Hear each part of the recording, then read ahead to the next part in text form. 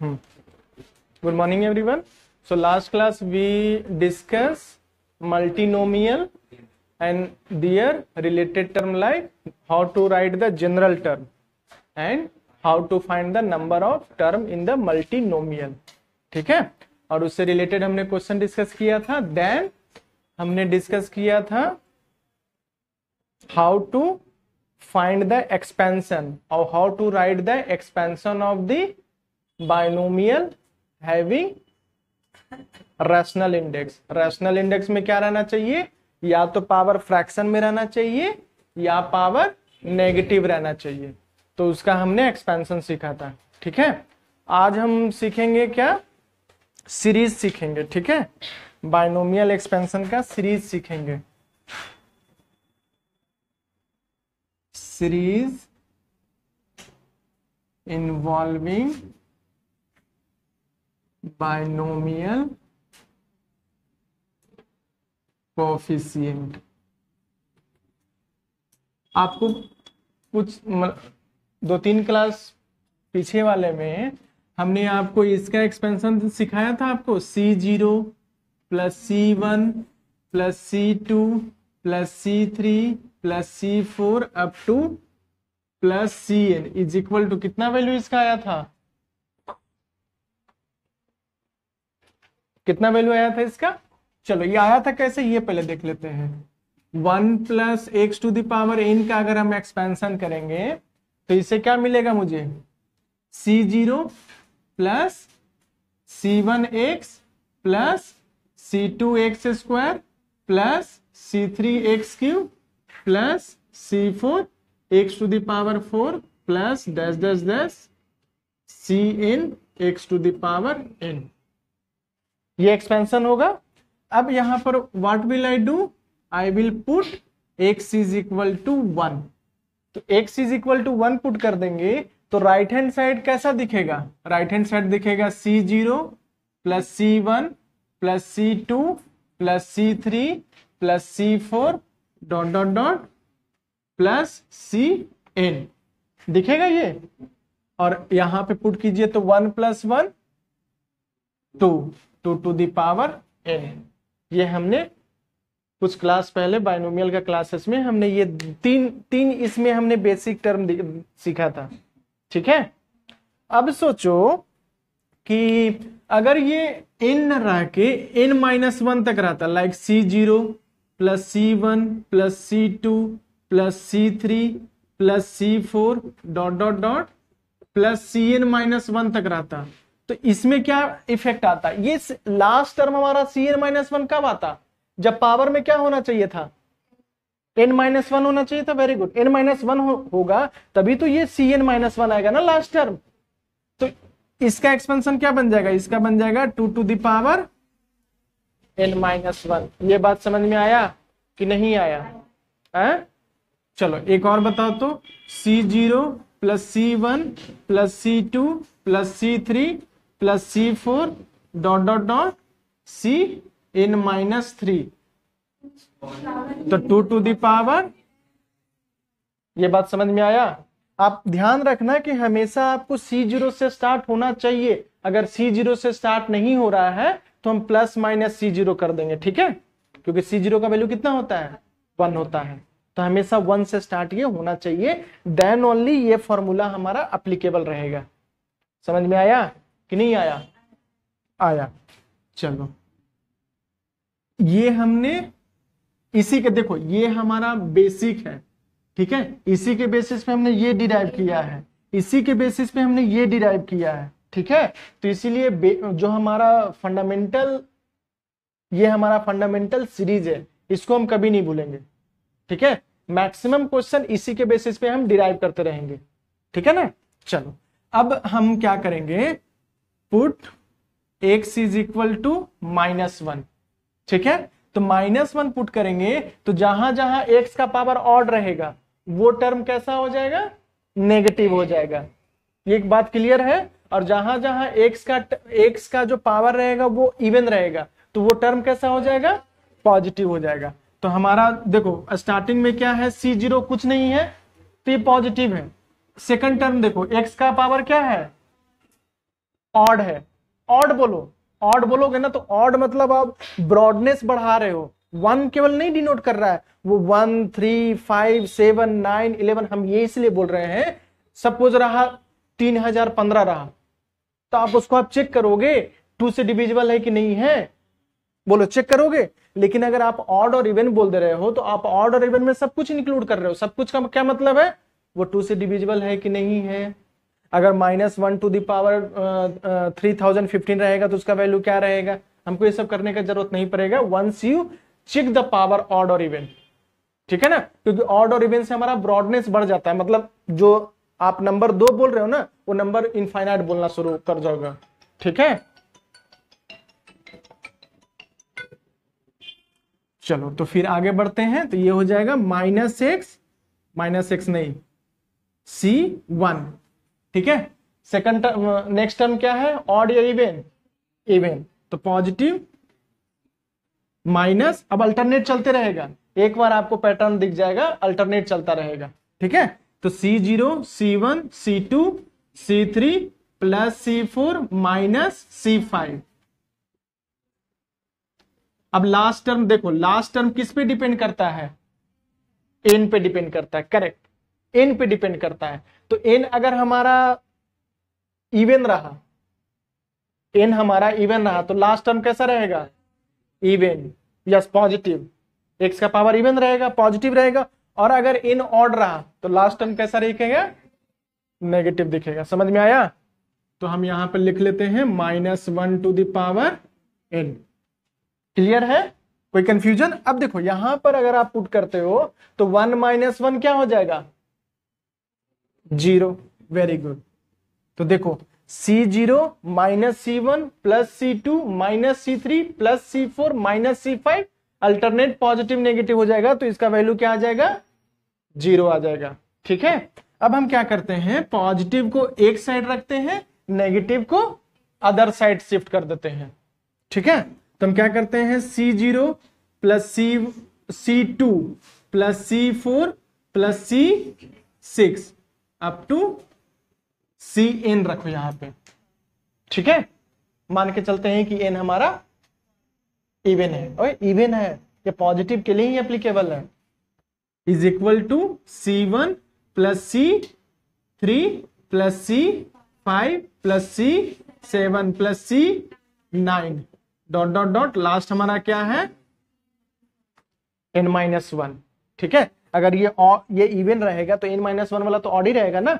अब आपको दिख रहा है, ये दोनों को अगर हम इंडिविजुअली ऐड करेंगे तो ये एक्सप्रेशन हमको मिलेगा, तो यानी कि ये 2 इक्वल पार्ट में डिवाइड हो गया है, 2 इक्वल पार्ट में डिवाइड हो गया, तो 2 इक्वल पार्ट में डिवाइड हो गया है, तो ईच इक्वल पार्ट का सम कितना होगा, देखो ना यहां पर ये भी k है, ये भी k है, तो k plus k is equal to 2 to the power n, तो k इज इक्वल टू कितना, 2 टू द पावर n-1 होगा।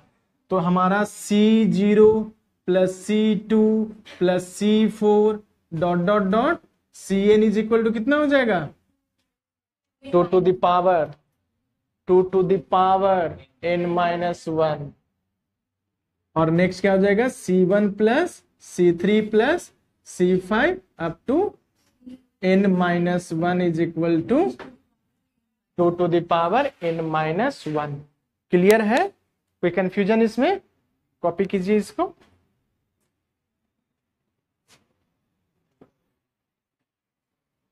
हाँ, सो ये हमारा फर्स्ट क्वेश्चन है जो कोफिशिएंट के बेसिस पे सॉल्व करना है, ठीक है। तो देखो whenever this type of questions come across, तो आपको पहले दिखना चाहिए कि इसका जनरल टर्म क्या है, इसका आपको जनरल टर्म दिखना चाहिए, ठीक है। तो जनरल टर्म अगर हम लिखना चाहें तो जनरल टर्म क्या लिखेंगे, summation r is equal to 1 to n r into c r. देखो r is equal to 1 put करते हैं तो 1c1 हो जाएगा, 2c2 हो जाएगा, 3c3 हो जाएगा, 4c4 हो जाएगा, 5c5 मिल रहा है। और summation means addition, all terms getting added. एक प्रॉपर्टी हमने स्टार्टिंग के क्लास में आपको बताया था n c r is equal to n divided by r into n minus one c. याद है ये? है? देखो तो ये क्या मिल जाएगा हमको, r into n c r is equal to n into n minus one c r minus one होगा कि नहीं होगा? होगा। तो हम इसके जगह पे हम ये लिख दें n into n minus one c r minus one, कि नहीं होगा? बताओ, क्लियर है कि नहीं क्लियर है? क्लियर है। अब देखो इसमें से कांस्टेंट कौन है और वेरिएबल कौन है? एन कांस्टेंट है हमारा, एन चेंज नहीं हो रहा है। चेंज कौन सा हो रहा है? आर चेंज हो रहा है। तो इसमें हम समीशन का साइन लगाएंगे, r is equal to 1 to n, n को बाहर कर देंगे, summation of r is equal to 1 to n, n minus one c r minus one. ठीक है। अब देखो अगर हम इसको ओपन करते हैं तो आर इज इक्वल टू 1 से स्टार्ट करते हैं तो क्या मिलेगा मुझे? एन माइनस वन सी 0 प्लस एन माइनस वन सी 1 प्लस एन माइनस वन सी 2 प्लस लास्ट टर्म क्या मिलेगा? बोलो। अरे एन तक जाना है ना मुझे, तो एन यहां पर पुट करेंगे ना। आपको दिख रहा है कहां से हमने स्टार्ट किया, कहां तक गए? इसका सम कितना? Two to the power n minus one. हम कहां तक जाते थे? 0 से n तक जाते थे तो two to the power n होता था। यहां पर हम 0 से n माइनस वन तक जा रहे हैं, तो ये कितना हो जाएगा? n माइनस वन हो जाएगा। तो हमारा फाइनल आंसर क्या मिल गया? n into two to the power n minus one. बात समझ में आया कि नहीं समझा? है? क्लियर है? चलो इसको डिफरेंशिएशन मेथड से कैसे सॉल्व करेंगे ये एक बार देख लेते हैं। हाँ? क्या बता दे? पहले सीखो ना। चलो तो 1 plus x to the power n का एक्सपेंशन क्या होता है? 1 मतलब यहां पर लिखो C0 C1x plus C2x square plus C3x cube plus C4x to the power 4 plus C5x to the power 5 dot dot dot Cn x to the power n। ठीक है। अब क्या करेंगे? इच टर्म का हम डिफरेंशिएशन कर देंगे। Do differentiation on both side. तो बोथ साइड का डिफरेंशिएशन कर देंगे तो C0 का डिफरेंशिएशन 0, C1x का डिफरेंशिएशन C1, C2x पर हम डिफरेंशिएशन किसका कर रहे हैं? x का कर रहे हैं या C1 का कर रहे हैं? x का कर रहे हैं। तो जो उसके साथ एसोसिएटेड नंबर है या कोफिशिएंट है वो कांस्टेंट जैसा बिहेव करेगा ना, तो उसको बाहर निकाल लेंगे। C2x² को क्या लिखेंगे? 2x into C2 plus C3x का क्या हो जाएगा? 3x² इंटू C3 होगा। Similarly 4 into C4 into x to the power 3 plus last वाले का क्या हो जाएगा? n x to the power n minus one into Cn। और लेफ्ट हैंड साइड का डिफरेंशिएशन अभी आपने बताया था n into 1 plus x to the power n minus one. यहां तक कोई कंफ्यूजन नहीं। अब देखो ये 0 से कोई इफेक्ट पड़ेगा समीशन पर? नहीं पड़ेगा। यहां पर क्या कर देंगे? Put x is equal to 1। तो x is equal to 1 put कर देंगे तो देखो इस पे कोई इफेक्ट आया? नहीं। इस पे 2C2 हो गया। हमको चाहिए था ना 2C2, देन उसके बाद क्या चाहिए था? 3C3। देखो x is equal to 1 put कर दे रहे हैं तो तो लेफ्ट हैंड साइड में भी तो 1 पुट करेंगे ना, तो ये कितना हो जाएगा 1n into 2 to the power n minus 1 is equal to C1 plus 2C2 plus 3C3 plus 4C4 plus 5C5 plus dot dot dot NCN। देखो यहाँ पर 1 नहीं है तो इसका मतलब ये नहीं समझना कि सर 1 दिख नहीं रहा है, 1 है, लिखो ना लिखो कोई फर्क नहीं पड़ता है। क्लियर है डिफरेंशिएशन से कैसे सॉल्व किया सो? हाँ, अब जिससे तुमको सही लगे उससे तुम सॉल्व करते रहना, ठीक है। चलिए कॉपी कीजिए इसको।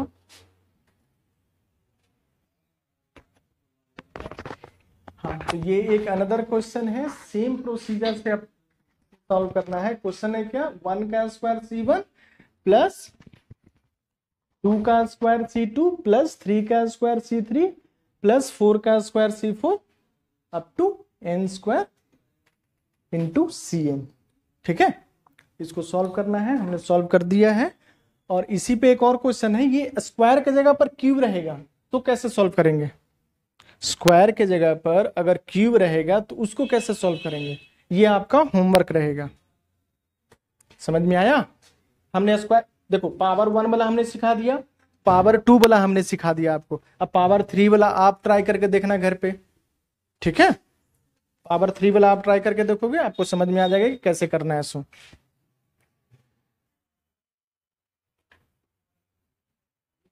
चलो तो देखो, ये आपका 3 क्वेश्चन होमवर्क है, सेम तरीका से बनाना है जैसे हमने अभी आपको प्रैक्टिस करवाया है। ठीक है, अब नेक्स्ट जो पार्ट है, हमने फर्स्ट वाला टाइप में देखा था कि हमारे पास एक ही बाइनोमियल कोएफिशिएंट ईच टर्म में था।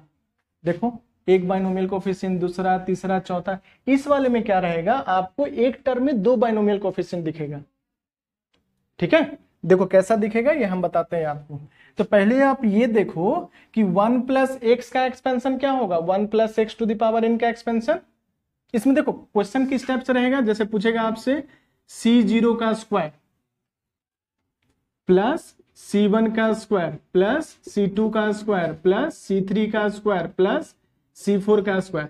तो देखो ये C0 का स्क्वायर कैसे बना होगा, C0 इंटू C0 से, मतलब यहां पर 2 बाइनोमियल कोएफिशिएंट का मल्टीप्लीकेशन हो रहा है। ये बात समझ में आ रहा है कि नहीं? तो हम इस टाइप का क्वेश्चन हो गया, या C0 C1 C1 C2 C2 C3, इस टाइप का क्वेश्चन कैसे सॉल्व करेंगे। या फिर एक और क्वेश्चन आ जाता है C0 CR plus C1 CR plus 1, इस टाइप से नहीं, CR माइनस 1, एक बढ़ेगा एक घटता है। देखो ना, 0 से 1 हो गया तो R से R माइनस 1 हो जाएगा। समझ में आ रहा है? तो इस तरह से कुछ आपको पैटर्न दिया रहेगा। हमेशा जब भी 2 बाइनोमियल कोएफिशिएंट मल्टीप्लाई किया रहेगा तो एक पैटर्न में मल्टीप्लाई किया रहेगा। और हर क्वेश्चन को सॉल्व करने का जो मैं तरीका भी बता रहा हूं, उससे आपका मैक्सिमम क्वेश्चन इस टाइप से सॉल्व हो जाता है। ठीक है, तो देखो इसका एक्सपेंशन लिखेंगे तो क्या लिखेंगे बताओ? हाँ, कम 1 प्लस, या C0 लिखो, yes, C0 plus C1x plus C2x square plus C3x cube plus 4 dot dot dot आगे बढ़ते जाने दो, कोई दिक्कत नहीं है। अब इसी को अगर मैं रिवर्स करके लिखता हूं x plus 1 to the power n, तो इसका एक्सपेंशन बताओ क्या होगा? C0 x to the power n plus C1 x to the power n minus 1 plus C2 x to the power plus C3 x to the power n minus 3 plus C4 x to the power plus. ये बात समझ में आया? अब देखो ये दोनों को हम मल्टीप्लाई कर दे रहे हैं, तो अगर हमको पहला वाला चाहिए C0 का स्क्वायर, तो बताओ ये दोनों को मल्टीप्लाई कर देंगे तो C0 का स्क्वायर मिल जाएगा हमको। तो इसका कोएफिशिएंट क्या, ये तो कोएफिशिएंट मिल गया C0 का स्क्वायर, इसके साथ वेरिएबल क्या मल्टीप्लाई हुआ, x to the power n multiply हुआ। देखो C1 मल्टीप्लाई कर दिया तो C1 का स्क्वायर मिल गया। अब ये दोनों का वेरिएबल मल्टीप्लाई करो, x into x to the power n minus 1 कितना, x to the power n होगा केवल। देखो ना, यहां पर पावर 1 यहाँ पर पावर -1, तो +1 -1 दोनों कैंसिल हो गया ना, तो x to the power n बना। थर्ड वाला देखो, यहाँ पर स्क्वायर है तो ये 2 और ये 2 कैंसिल हो जाएगा, तो फिर से x to the power n बना।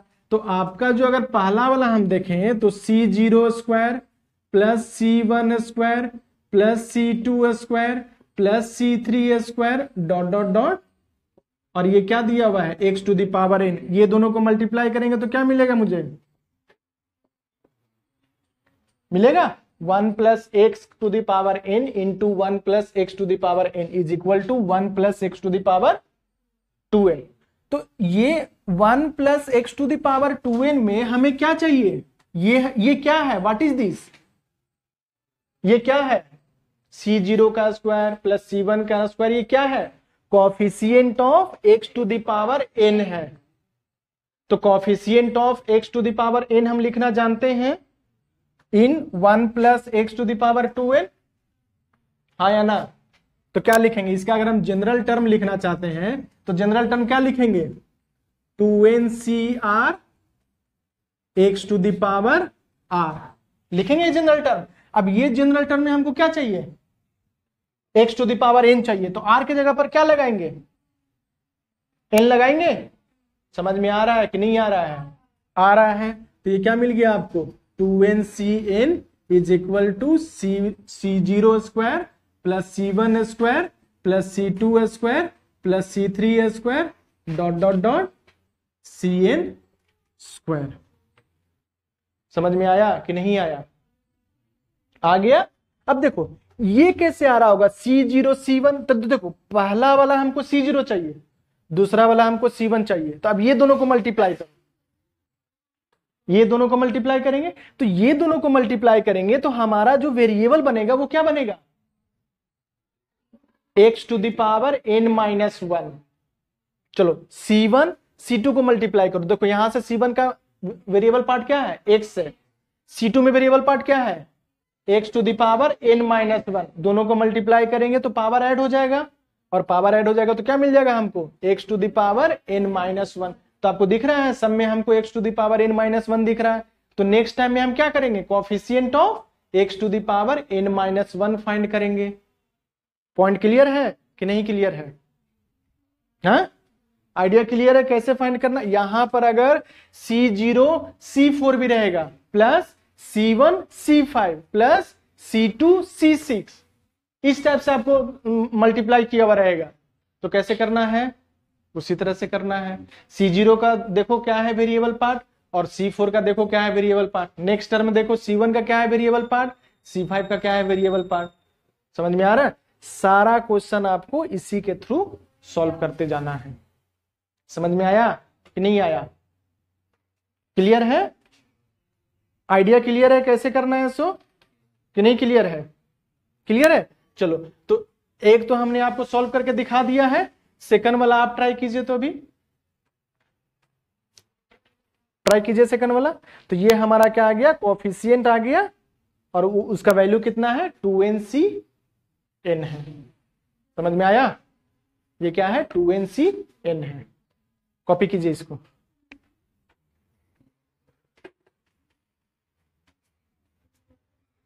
चलिए तो ये c0 का स्क्वायर प्लस c1 का स्क्वायर प्लस c2 का स्क्वायर अप टू cn का होल स्क्वायर का एक्सप्रेशन क्या आया, 2ncn आया। सिमिलरली जो सेकंड एक्सप्रेशन था हमारा c0 c1 plus c1 c2 plus c2 c3 up to, इसका अगर हम एक्सप्रेशन लिखेंगे तो इसका क्या लिखेंगे 2ncn माइनस 1। ये सेकंड वाले का आंसर है। थर्ड वाले का आंसर क्या है, थर्ड वाला एक्सप्रेशन क्या था, c0 cr plus c1 cr minus 1 plus c2 cr minus 2 up to last तक जाता जाएगा, तो इसका आंसर क्या हो जाएगा 2ncr। ये इसका आंसर हो गया। ठीक है, देखो सेम तरीका अप्लाई करना है आपको, कुछ भी चेंजेस नहीं है। चेंजेस कहां पे है, ये हमको c1 कैसे मिल रहा होगा, बस ये हमको जानना है। अगर ये पता चल गया तो दोनों का वेरिएबल को मल्टीप्लाई कर दीजिए और आप चेक करोगे तो वेरिएबल हमारा ईच टर्म का सेम आएगा। ठीक है, तो इन द सेम पैटर्न आपको ये दो क्वेश्चन ट्राई करना है। ये दो क्वेश्चन में आपको फर्स्ट वाला क्वेश्चन में क्या है, 1 इंटू C1 का स्क्वायर प्लस 2 इंटू C2 का स्क्वायर प्लस 3 इंटू C3 का स्क्वायर प्लस 4 इंटू C4 का square up to n term तक ये जा रहा है। तो इसमें भी दो सीरीज का मल्टीप्लीकेशन है, वो सीरीज आपको आइडेंटिफाई करने आना चाहिए। तो हमने सीरीज को मतलब ईच टर्म को हमने सेपरेटली लिख दिया है, तो आपको पता चलेगा कि 1 इंटू C1 कौन सा सीरीज से आ रहा होगा और C1 C2 C3 C4 कौन सा सीरीज से आ रहा होगा। ये सीरीज अगर आप आइडेंटिफाई कर लोगे तो आपको सॉल्विंग करने में ज्यादा दिक्कत नहीं होगा। ठीक है, आप 5 क्वेश्चन जो हमने दिया आप ट्राई करना। नेक्स्ट क्लास में ये 5 क्वेश्चन डिस्कस करने के बाद फर्दर कंसेप्ट इस पे सॉल्व करेंगे। ठीक है, थैंक यू वेरी मच।